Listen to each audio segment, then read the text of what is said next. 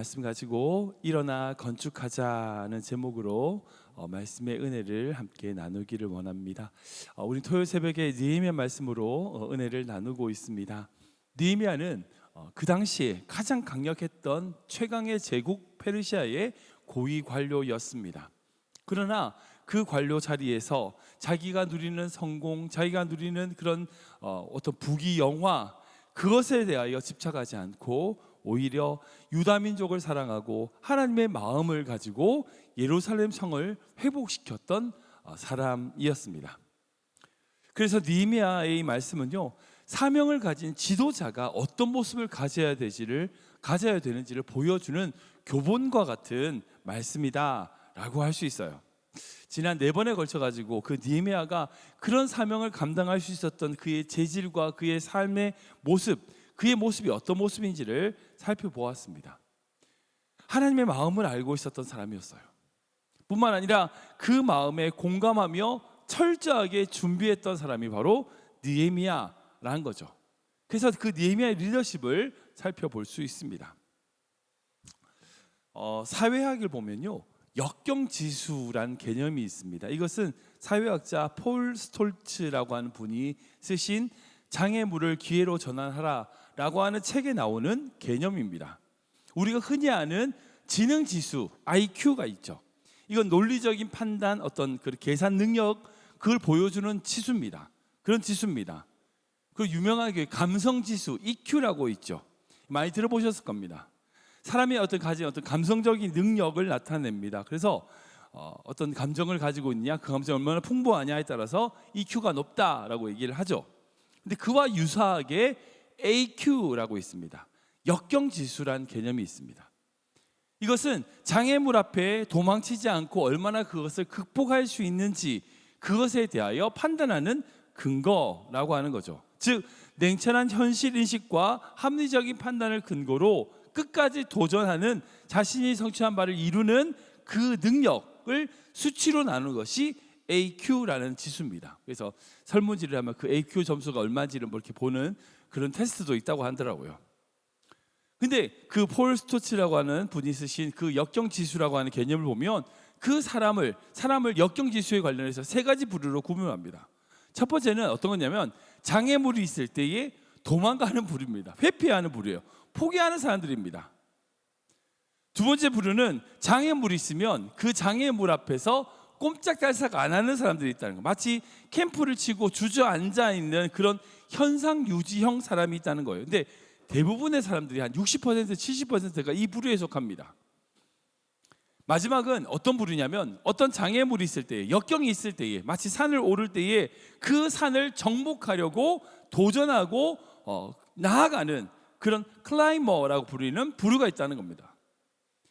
자기에게 주어진 그 역경에 대하여 그것에 좌절하거나 넘어지는 것이 아니라 동시에 그 도전을 극복하고 이겨내는, 도전하는 그런 사람들이 바로 이 3번째 부류에 속합니다. 근데 이 3번째 부류가 가지고 있는 특징이 있어요. 그게 뭐냐면 자신이 그런 역경을 이겨냄과 동시에 캠퍼, 즉 그 자리에 머물러 있는 사람들을 독려하여 함께 올라가도록 만드는 자들이 있다는 거예요. 그 사람을 지도자, 리더라고 부릅니다. 그런 관점에서 보면 이 느헤미야는요, 하나님이 세우신 리더입니다. 느헤미야는 하나님의 마음을 알았고요, 그 마음을 가지고 예루살렘을 돌아왔어요. 그리고 예루살렘의 그 무너진 것을 바라보며 현실적인 것을 잘 판단한 이후에 이스라엘 백성들을 독려하여 성벽을 세우는 그 사명을 감당하는 것을 볼 수 있습니다. 먼저 지난 시간을 보면 그 느헤미야가 지도자로서 가지는 정말 특징 2가지가 있음을 제가 말씀드렸어요. 첫 번째는 뭐냐면요, 철두철미함입니다. 왕이 뭘 도와줄까? 라고 했을 때 뭐라고 얘기해요? 자기가 어떻게 무엇을 요구해야 될지를 정확하게 요청하는 것을 보게 됩니다. 정확하게 얘기해요. 왕의 조서가 필요하고 머티리얼, 재료들이 필요합니다. 그동안 그들이 얼마나 철저하게 준비했는지 알 수 있어요. 두 번째는 하나님께 시선을 맞추고 있는 거예요. 즉 예루살렘 도착한 이후에 사람들에게 알리지 않고 먼저 그 지역을 답사하는 것을 보게 됩니다. 여러분들, 사실 페르시아의 총독으로 그 예루살렘에 부임을 했다 생각해 보십시오. 그가 가진 권력이 얼마나 강했을까요? 새로 부임하는 그 총독에게 아부하려는 사람이 얼마나 주변에 많았겠습니까? 그 총독에게 관심을 보이는 사람들 얼마나 많았겠어요. 그런데 느헤미야는 그런 사람들의 칭찬이나 관심, 이거 관심 없어요. 그런 아부에 흔들리지 않았습니다. 그것에 관심 두지 않았어요. 오직 어디에 두냐? 하나님께 관심을 둡니다.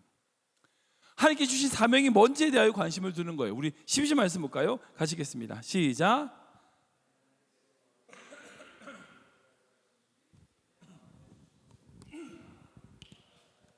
밤에 일어나 몇몇 사람과 함께 나갈새 내가 탄 짐승 외에는 다른 짐승이 없더라. 아멘. 한마디로 얘기하면 하나님께서 자신에게 주신 그 마음이 무엇인지 그것에 초점을 맞췄다는 거예요. 아무에게도 알리지 않고 예루살렘 성벽을 돌아봅니다.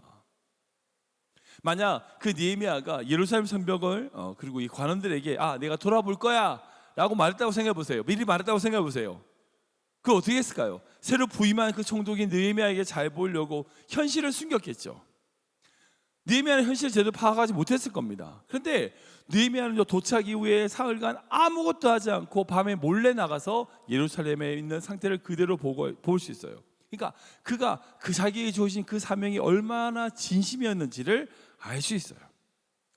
그리고 그 모든 현실을 다 지켜본 이후에 사람들을 불러 모아서 제사장과 귀족들과 모든 방백들을 불러 모은 이후에 이렇게 얘기합니다. 17절 말씀 볼까요? 같이 읽겠습니다. 시작. 후에 그들에게 이르기를 우리가 당한 곤경은 너희도 보고 있는 바라. 예루살렘이 황폐하고 성문이 불탔으니 자 예루살렘 성을 건축하여 다시 수치를 당하지 말자 하고. 아멘. 근데 제가 이 말씀 준비하면서 여기서 주목한 단어가 있어요. 뭐냐면 후에 그들에게 이르기를 우리가 당한 고난, 우리가 당한 공경이라고 하는 거예요. 우리가라는 거예요. 느헤미야는 지금 예루살렘 도착한 지 며칠 됐어요? 며칠 안 됐어요. 분명 그 사람이 유대인인 건 맞지만 예루살렘 사람들과 함께 지낸 사람이 아니에요. 예루살렘 주민들이 당했던 여러 고난과 수치, 그것과는 상관없는 사람입니다. 그런데 그들이 가졌던 문제와 어려움을 어떻게 해요? 우리가라고 하며 함께 포함시키고 있는 것을 보게 됩니다. 동일시하는 거예요. 그리고 그들과 한편임을, 함께 이 문제를 풀어나가야 됨을, 그 사명으로 이어지게 됨을 강조하고 있는 거죠. 여러분, 느헤미야는요 솔직히 예루살렘이 회복되든 안 되든 상관없는 사람이에요. 잘 먹고 잘 살 수 있는 사람입니다. 상관없어요. 어떻게 되는지 간에. 그때 어떻게 해요? 그 예루살렘의 아픔과 눈물에 공감하며 우리가 라고 표현하면서 함께 성벽을 세울 것을 독려하고 있어요. 지금 앞에서 말씀드렸던 그 클라이머, 즉 그 역경을 도전하는 사람, 도전하는 것에 그치는 것이 아니라 그 무너진 성벽을 보면서도 현실에 안주하며 그 자리에 머물러 있었던 그 이스라엘 백성들로 하여금 함께 하나님이 원하시는 것이 무엇인지 나아가자고 그 역경에 도전할 것을 설득하고 있는 겁니다. 여러분, 느헤미야는요 지금 페르시아의 고위 관료예요. 총독으로 부임한 겁니다. 그러니까 자기가 생각하는 성벽을 세우는 것이라고 하는 이 목표를 두고 이것만을 이룬다고 생각하면 그는 힘이 있어요. 권력이 있습니다. 굳이 그 이스라엘 백성들의 사람들에게 요청하거나 도움 따위 필요 없어요. 오늘부터 공사해.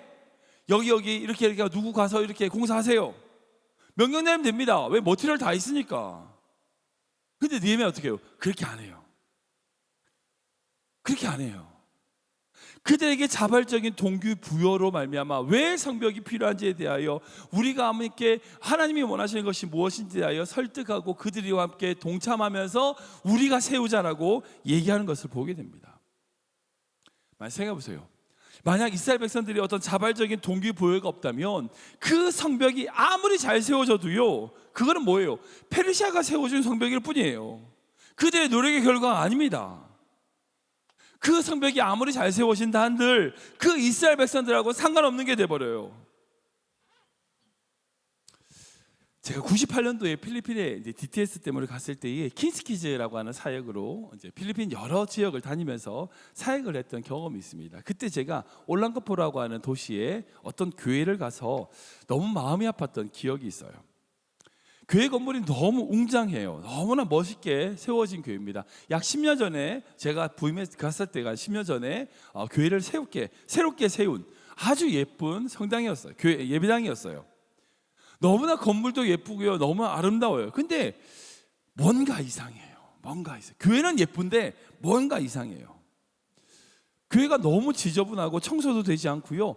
뭐 한쪽 구석에 유리창 깨졌는데 뭐 그대로 수리하지도 않고요. 제가 또 음량 같은 걸 잘 아니까 음량 시스템 같은 것도 너무 관리가 안 돼 있는 거예요. 그러니까 좀 정성스럽게 관리하는 것과 안 하는 것은 티가 나거든요. 너무 관리를 안 해놓고 뭐 음량 시스템도 스피커가 다 있긴 있는데 엉망이에요. 제대로 작동하지 않는 거예요. 왜 이럴까? 교회 건물 너무나 멋있고 좋은데 왜 이럴까? 내가 현지 성장을 통해서 그 이유를 알게 됐습니다. 그 교회가 그렇게 관리되지 않은 이유는요, 그 교회 건물을 한국에 있는 초대형 교회가 지어줬기 때문이에요. 그 마을에 교회가 없다는 이야기를 듣고 한국에 있는 대형 교회가 돈을 보내서 그 교회를 멋있게 새롭게 세워줬습니다.